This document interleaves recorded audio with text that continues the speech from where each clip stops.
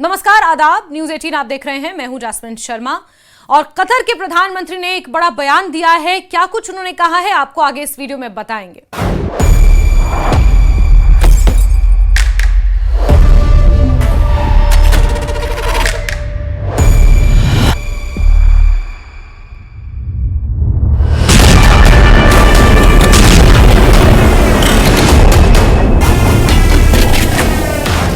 प्रधानमंत्री और विदेश मंत्री मोहम्मद बिन अब्दुल रहमान बिन जसीम अल थानी का हालिया बयान मध्य पूर्व की मौजूदा राजनीतिक परिस्थितियों और विशेषकर गाजा संकट के संदर्भ में एक अहम मोड़ की तरह देखा जा रहा है। उनका ये खुलासा कि दोहा में हमास का राजनीतिक कार्यालय संयुक्त राज्य अमेरिका और इजराइल के अनुरोध पर खोला गया था, उस आम धारणा को चुनौती देता है जिसमें अक्सर कतर पर हमास को पनाह देने और आतंकवाद को समर्थन देने के आरोप लगाए जाते रहे हैं। उनके अनुसार ये कार्यालय वर्षों से गाजा और हमास के साथ संचार बनाए रखने के लिए एक राजनयिक माध्यम की तरह काम करता आया है और इसकी स्थापना की जानकारी इजराइल और अमेरिका दोनों को पहले से थी। इस दावे का महत्व इसलिए भी बढ़ जाता है क्योंकि बीते महीनों में जब से गाजा में हमास और इजराइल के बीच संघर्ष तेज हुआ है, कतर पर बार बार आरोप लगाया गया था कि उसने हमास के नेताओं को शरण दी और उनके साथ खड़ा होकर इजराइल की नीतियों का विरोध किया। कतर के प्रधानमंत्री ने यह साफ किया है कि यह मान लेना बिल्कुल गलत है कि इजराइल की प्रमुख राजनीतिक और खुफिया संस्थाएं, चाहे वो प्रधानमंत्री रहे बेंजामिन नेतन्याहू हो, नफ्ताली बेनेट हो या यायर लापिड हो, या फिर संस्थागत स्तर पर शिन बेट, मोसाद अथवा रक्षा मंत्रालय हो, इन सबको इस कार्यालय की भूमिका के बारे में जानकारी नहीं थी। उनका तर्क है कि इस कार्यालय की मौजूदगी का मूल उद्देश्य संवाद बनाए रखना था ताकि गाजा और हमास के साथ किसी तरह का राजनीतिक सेतु यानी कि एक पुल बना रहे, जिससे संघर्ष की स्थितियों में भी बातचीत संभव हो सके। ये बात क्षेत्रीय राजनीति के लिए इसलिए महत्वपूर्ण हो जाती है क्योंकि इससे ये संकेत मिलता है कि जो संरचनाएं अब विवादित बताई जा रही हैं, वास्तव में उन्हें पश्चिमी शक्तियों और इजराइल ने ही वैधता प्रदान की थी, यानी वैलिडेशन दी थी। मोहम्मद अल थानी ने यह भी जोड़ा कि कतर पर आतंकवाद को शरण देने का आरोप लगाना बिल्कुल ही अनजस्टिफाइड है, अन्यायपूर्ण है। उनका कहना कि कतर ने अंतर्राष्ट्रीय मंचों पर हमेशा यह प्रयास किया है कि वो खुद को मध्य पूर्व में एक संवादक और मध्यस्थ की भूमिका में साबित करे, चाहे वो फिलिस्तीन से जुड़े मुद्दे हों, तालिबान के साथ बातचीत हो या क्षेत्रीय शांति की पहल हो। कतर ने खुद को एक ऐसे देश के रूप में प्रस्तुत किया है जो प्रतिद्वंदियों के बीच पुल बना सकता है। इस पृष्ठभूमि में जब दोहा के खिलाफ इजराइल या पश्चिमी मीडिया द्वारा आरोप लगाए जाते हैं तो कतर इसे अपने प्रयासों को कमजोर करने के तौर पर देखता है। प्रधानमंत्री के बयान में यही चिंता साफ देखी जा सकती है कि कतर की एक सुलहकारी और मध्यस्थ भूमिका पर संदेह करना वास्तव में पूरी बातचीत की प्रक्रिया को नुकसान पहुंचाता है। दोहा में हमास कार्यालय की मौजूदगी को लेकर विवाद इसलिए भी गहराया क्योंकि इजरायली प्रधानमंत्री बेंजामिन नेतन्याहू ने हाल ही में बयान दिए थे कि जिसमें उन्होंने कतर पर अप्रत्यक्ष यानी कि इनडायरेक्टली हमला किया और यह संकेत दिया कि हमास को समर्थन कतर से मिल रहा है। इसके जवाब में कतर के विदेश मंत्रालय ने तीखी प्रतिक्रिया दी। मंत्रालय ने कहा कि बेंजामिन नेतन्याहू के बयान गैर जिम्मेदाराना हैं और वो अंतर्राष्ट्रीय कानून की अवहेलना करते हैं।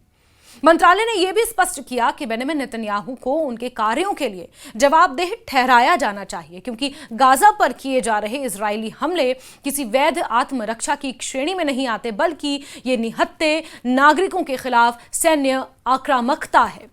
कतर का ये रुख इसलिए भी कड़ा है क्योंकि वो खुद को एक ऐसे क्षेत्रीय खिलाड़ी के रूप में स्थापित करना चाहता है जो न्याय और कानून के पक्ष में खड़ा रहे और उसकी कूटनीति को बार बार आरोपों से कमजोर ना किया जाए। दरअसल ये पूरा विवाद केवल हमास कार्यालय तक सीमित नहीं है, बल्कि ये व्यापक भू राजनीतिक परिदृश्य से जुड़ा हुआ है। कतर लंबे समय से अमेरिकी सैन्य उपस्थिति का मेजबान रहा है। अल उदीद एयरबेस, जो कि अमेरिका का एक बड़ा सैन्य केंद्र है, कतर में स्थित है और यही बताता है कि दोहा और वॉशिंगटन के बीच कितने गहरे रणनीतिक संबंध हैं। इस पृष्ठभूमि में यह दावा कि हमास कार्यालय भी अमेरिका और इजराइल की अनुमति से स्थापित हुआ था न केवल तार्किक प्रतीक है, बल्कि इससे यह भी साफ होता है कि कतर ने इस कदम के जरिए खुद को केवल मध्यस्थ की भूमिका में रखा था। लेकिन समय के साथ जब परिस्थितियां बदली, हमास और इजराइल के टकराव ने और अधिक हिंसक स्वरूप धारण किया, तब वही कार्यालय आज आरोप प्रत्यारोप का एक कारण बन गया है। इजरायल और अमेरिका की ओर से कतर की भूमिका पर सवाल उठाना इस बात का संकेत माना जा सकता है कि अंतर्राष्ट्रीय राजनीति में जिम्मेदारी का ठीकरा अक्सर छोटे या मध्य आकार के देशों पर फोड़ा जाता है, भले ही पहले वही देश बड़ी शक्तियों के लिए सहायक की भूमिका निभा रहे हों। कतर के प्रधानमंत्री का यह सार्वजनिक बयान उसी असंतोष को जाहिर करता है। उनका यह कहना कि दोहा किसी भी आक्रामकता का जवाब देने के अधिकार सुरक्षित रखता है, यह भी इशारा करता है कि कतर अब महज समझौते की राजनीति तक सीमित नहीं रहना चाहता। वो ये भी दिखाना चाहता है कि यदि आवश्यक हुआ, यानी कि जरूरी हुआ, तो वो अपने हितों और अपनी प्रतिष्ठा की रक्षा के लिए खुलेआम सामने खड़ा हो सकता है। इस पूरी बहस का एक और पहलू यह है कि गाजा संकट को लेकर अरब देशों के बीच एक रूपता नहीं रही, यानी कि वो एक प्लेटफॉर्म पर नहीं रहे। कुछ देश इजराइल के साथ संबंध सामान्य करने की दिशा में आगे बढ़ चुके हैं, जबकि कतर ने स्पष्ट तौर पर फिलिस्तीनी मुद्दे को अपनी विदेश नीति का केंद्रीय हिस्सा बनाए रखा है। यही कारण है कि वो बार बार गाजा पर हो रहे हमलों की निंदा करता है और बेंजामिन नेतन्याहू जैसे नेताओं को सीधे कटघरे में खड़ा करता है। इस रुख का एक संदेश यह भी है कि कतर केवल पश्चिमी दबाव से प्रभावित होकर अपनी नीतियों को नहीं बदलेगा। प्रधानमंत्री और अल थानी का यह बयान उस गहरी खाई को उजागर करता है जो सार्वजनिक तौर पर राजनीतिक बयानों और वास्तव में पर्दे के पीछे चल रहे समझौते के बीच मौजूद हैं। हमास कार्यालय के मुद्दे ने दिखा दिया कि अंतर्राष्ट्रीय राजनीति में अक्सर वही संरचनाएं जिन्हें शुरू में शक्तिशाली देशों द्वारा स्थापित कराया जाता है, समय बीतने पर उन्हीं पर आलोचना का कारण बनती हैं। कतर अब इस विरोधाभास को खुलकर सामने ला रहा है और ये बताने की कोशिश कर रहा है कि जिम्मेदारी केवल उस पर नहीं डाली जा सकती। आने वाले समय में यह देखना रोचक होगा कि क्या यह बयान कतर की कूटनीतिक स्थिति को मजबूत करेगा या पश्चिम और इजराइल के साथ उसके संबंधों में तनाव पैदा करेगा। We also have a September 11th. We remember October 7th. On that day, Islamist terrorists committed the worst savagery against the Jewish people since the Holocaust. What did America do in the wake of September 11th? It promised to hunt down the terrorists who committed this heinous crime wherever they may be. And it also passed a resolution in the Security Council of the UN 2 weeks later that said governments cannot give harbor to terrorists. Well, yesterday we acted along those lines. We went after the terrorist masterminds who committed the October 7th massacre. And we did so in Qatar, which gives safe haven. It harbors terrorists. It finances Hamas. It gives its terrorist chieftains sumptuous villas. It gives them everything. And I say to Qatar and all nations who harbor terrorists, you either expel them or you bring them to justice. Because if you don't, we will.